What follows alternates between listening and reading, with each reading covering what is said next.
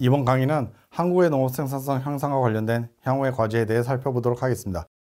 지금까지 살펴보았던 대로 지난 시기에는 농업 생산성을 향상시키기 위해 대규모 토목공사 위주로 정책이 실시되어 왔습니다. 특히 농업용수원 확보를 위한 댐의 건설, 대지구 경지정리 사업, 그리고 이번 강좌에서 다루지는 않았지만 새만금 간척 사업 등의 경작지 확보를 위한 대규모 간척 사업 등이 있었습니다.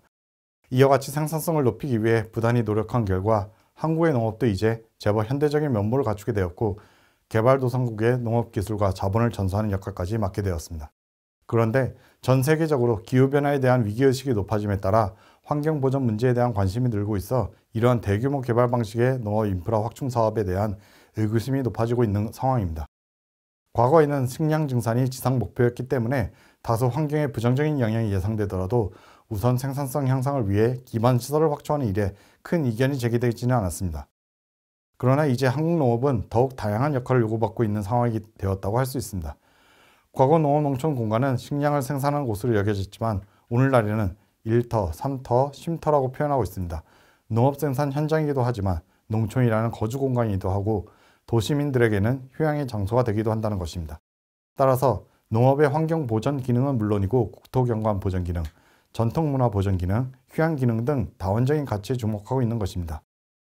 따라서 앞으로 농업 생산성 향상을 위한 노력들은 이러한 가치들과 조화를 이루어서 추진되어야 한다는 과제가 남아 있습니다. 그러나 때로는 농업 생산성을 향상시킨다는 전통적인 목표와 환경을 보존한다는 새로운 목표가 충돌하기도 합니다. 일례로 최근 확대되기 시작한 태양광 발전 문제를 생각해 볼 수 있습니다. 여러분들도 경험이 있을지 모르겠지만 최근 들어 농촌 지역에 많은 태양광 패널들이 설치되고 있습니다. 신재생 에너지를 확보하기 위한 국가의 시책으로서 추진되고 있는 것입니다.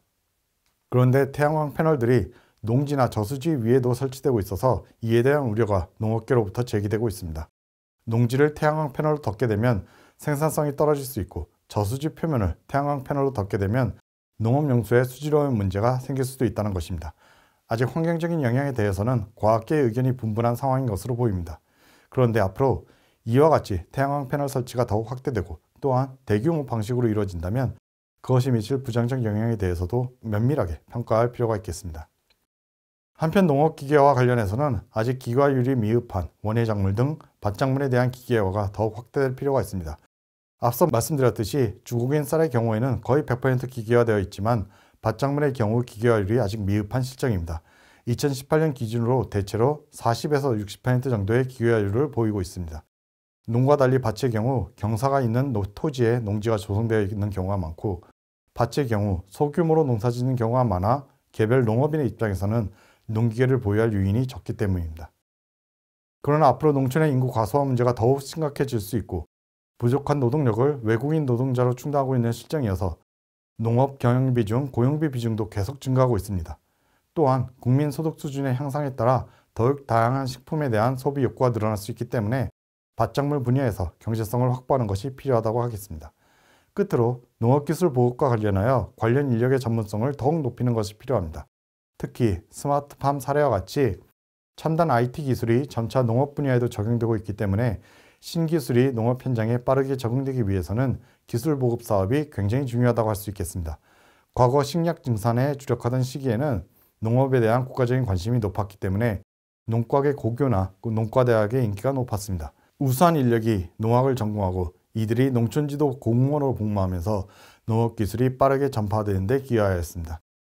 그러나 아시다시피 2차, 3차 산업 중심으로 경제가 재편되면서 농업에 대한 관심이 많이 줄어든 상태입니다.